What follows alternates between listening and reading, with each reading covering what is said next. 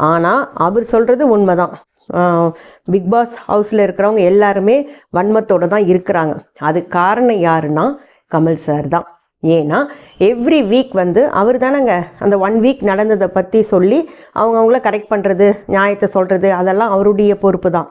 So ஒவ்வொரு வாரமும் அவர் பயாஸ்டாக பேசுகிறதுனால உள்ளே இருக்கிறவங்களுக்கெல்லாம் திருப்தி இல்லை. அதுதான் மேட்ரு. ஏன்னா தப்பு பண்ணவங்கள திட்ட மாட்டேன்றாரு, தப்பு பண்ணாதவங்கள வச்சு வறுத்து எடுக்கிறாரு.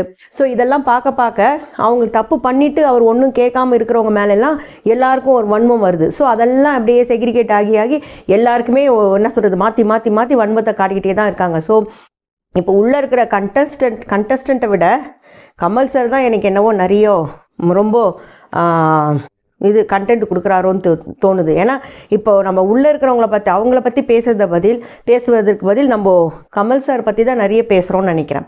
ஸோ அதுக்கப்புறம் பார்த்திங்கன்னா லாஸ்ட் வீக்